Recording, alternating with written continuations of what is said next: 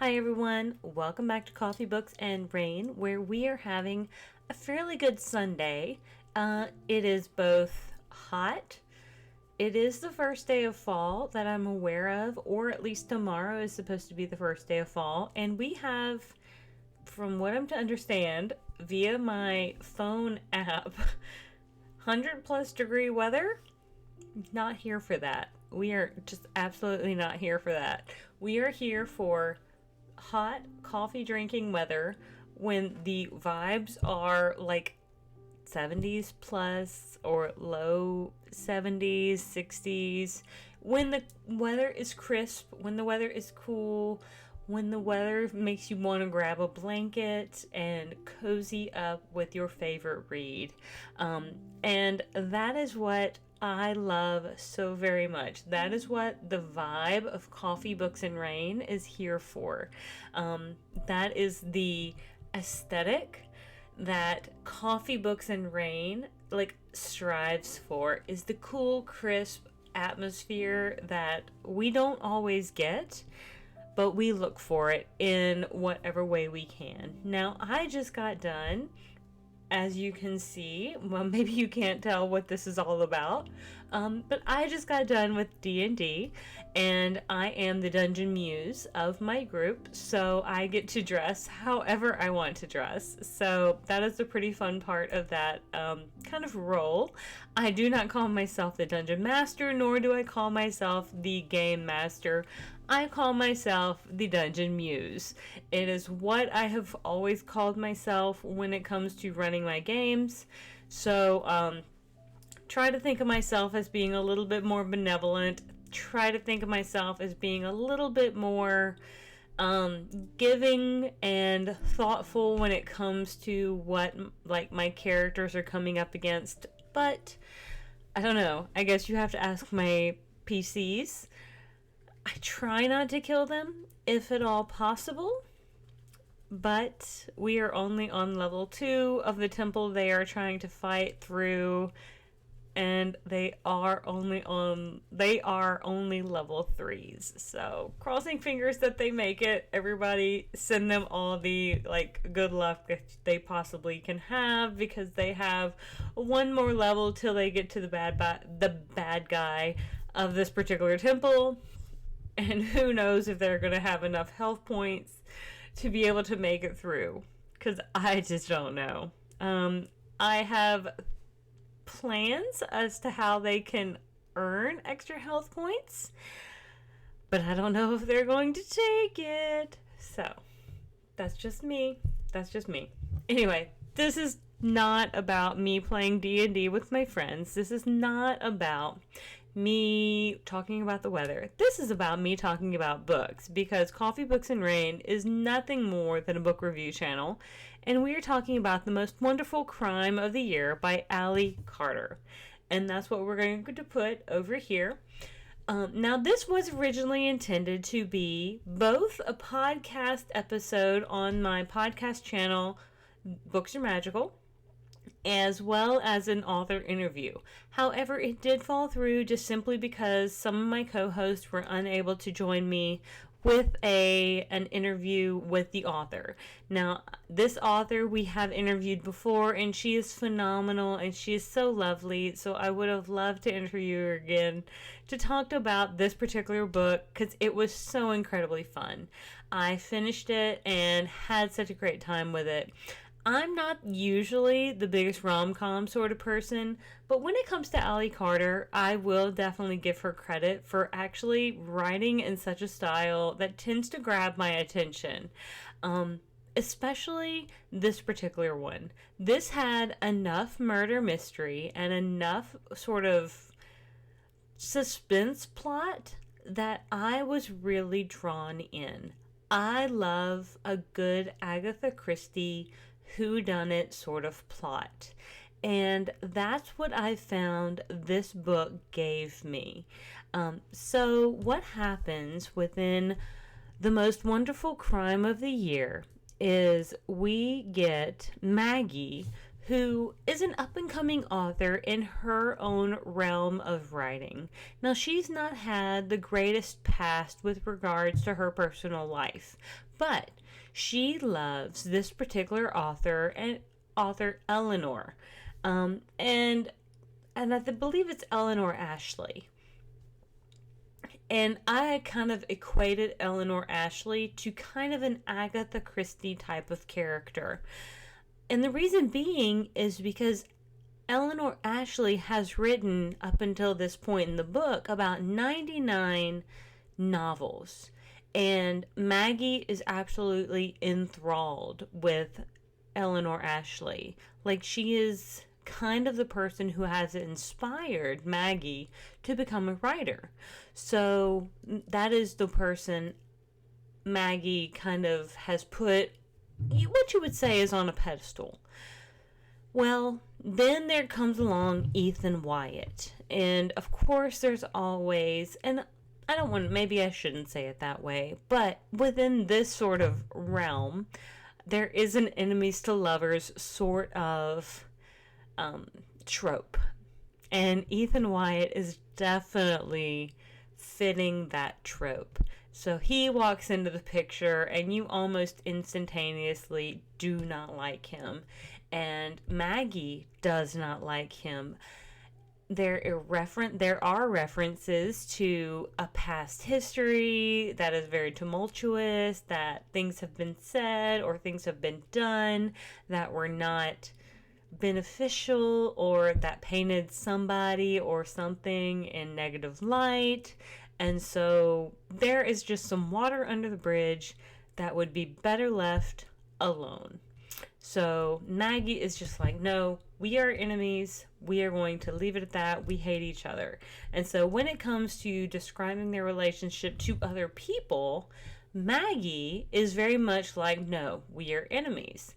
However, Ethan, when it comes to kind of his perspective, he seems very simple-minded in the fact that he's very playful, in the fact that he almost wants to be her friend, but he does it in a very playboy sort of way. Like, he knows he's not doing it very well. He knows he's not getting on her good side, but he almost doesn't know of another way to do it. So he just feels like, maybe if I just wear her down, then maybe I will, like, get into the situation. I'm not sure. Like, I'm not sure how he does it, but like, it's mind numbing. It's almost aggravating to me, because like, I have an ex who I feel like has used these very similar manipulative tactics to like get under my skin in such a way that I was like, no, you're never going to get back like into my life. And then all of a sudden I let him back in my life, and I'm like, why did I let you back in? And it was because of these sort of tactics that he used. And I'm like, what? Like, how did you just do that? Like, no, like, you were absolutely terrible for me. Like, please, like, leave? ? But anyway, so let me tell you the summary just real quick. I'm not going to read the whole thing, but Knives Out gets a holiday rom-com twist with this rivals to lovers romance mystery from New York Times bestselling author Ali Carter. And so I have, with my podcast, interviewed Ali Carter before, like I have mentioned, and I think it was called The Blonde Identity. And that book was so incredibly cute. So if you haven't listened to that episode on our podcast, please go find it. It is really fun, and we do get to talk to Ali Carter about that book, and just get to pick her brain about her creation of those characters and just kind of what was going through her mind. The bridge is out, the phones are down, and the most famous mystery writer in the world just disappeared out of a locked room 3 days before Christmas. Maggie Chase and Ethan Wyatt. She's the new queen of the cozy mystery. He's the big-time thriller guy. She hates his guts.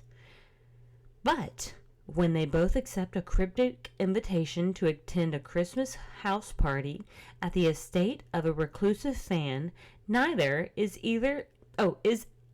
expecting their host to be the most powerful author in the world, Eleanor Ashley, the Duchess of Death herself. That night, the weather turns, and the next morning, Eleanor is gone. She vanished from a locked room, and Maggie has to wonder, is Eleanor in danger? Or is it all some kind of test? Is Ethan the competition, or is he the only person in that snowbound mansion that she can trust? As the snow gets deeper and the stakes get higher, every clue will bring Maggie and Ethan closer to the truth and to each other. Because this Christmas, these two rivals are going to have to become allies and maybe more, if they have any hope of saving Eleanor, assuming they don't kill each other first. True. So, I will say it was kind of odd to read this book in like the September-October time frame, because I personally kind of like to read books in their time periods. So I would have loved to read this book probably in the November time frame. I think that would have been perfect for building towards like the Christmassy vibe, especially like having my Christmas tree up or like planning to have my Christmas tree up, that sort of thing. Having Christmas lights up. Now, this is spooky season for me. And so I've been reading like tons of witchy vibes, cozy witchy vibes, and I do have some witchy vibe books coming up on this channel. But this one is releasing September 24th, so I absolutely wanted to be able to get this review out to you guys because I just really had fun with it, but I didn't want to save it till the fall or Christmas season because that's not when it releases. This book is quick, it's easy, it's fun, and it is a mystery kind of suspense. Now, would I call it a thriller? No, probably not. It's not that cutthroat. It's not that leave you on the edge of your seat. It is much more of a cozy mystery romance, and I will leave it at that sort of kind of genre.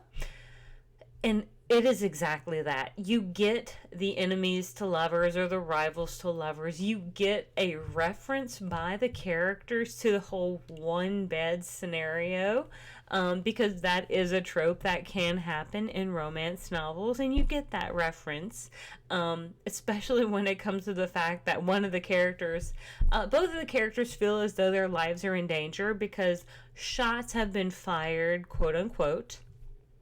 When it comes to they were like wandering in a labyrinth like type maze out in the like grounds of the house, and so one of the character literally drags his mattress into the other room, and he's like, well, you know, I read romance, but I'm not the type of like one bed sort of romance type of guy. And so he brings his mattress in, so there's not like a one bed scenario, so there's still two beds technically because he's brought his own bed, and it's kind of cute. But Ethan makes it hard for you to dislike him, and yet when you get some of these like references and some of these flashbacks to some of these times when he has done certain things, you do definitely resonate with Maggie's point of view on why she is so protective of herself and why she is so very much kind of anti-Ethan. And it's not in a negative way, it's just in a very protective way because he's not the type of guy you want to fall for. The red flags are there and she's just being very observant. I know I personally, in my like dating relationship history, kind of wish I had been observant of those red flags and kind of wish I had been like, you know what, I see you, I will acknowledge you, and I will move on, instead of going, I see you, but I'm going to ignore you and I'm going to continue until my heart gets broken. So anyway, this book was super fun, and honestly it's getting really good reviews on Goodreads right now, so I think this could be a really fun read, Especially if you like cozy Christmas reads, this could be really cute. So please give it a chance. Please go out there and just think, like, what if? Like, if you like cozy Christmas vibes, but read it closer towards Christmas, that is my personal recommendation. I don't know why we would want to release it this far out from Christmas, but if you release this book late, I would say late October, early November, perfect peak season for getting this book to the audience, because that's when people are going to want cozy Christmas vibes. Anyway, thank you so much for tuning in. I hope you will give this book a chance. I hope you will go out there, figure it out, find out if you like it. I love it. Like, is it a perfect sort of like Agatha Christie throwback? Not quite, because Agatha Christie, chef's kiss for like perfection of the queen of locked door murder mysteries. However, I think just this book does a really good job of creating this mystery thriller and taking us on this adventure that we didn't know we were going on. But anyway, thank you so much for tuning in. Please like and subscribe, and I will see you guys on the next page. Have a great one. Bye.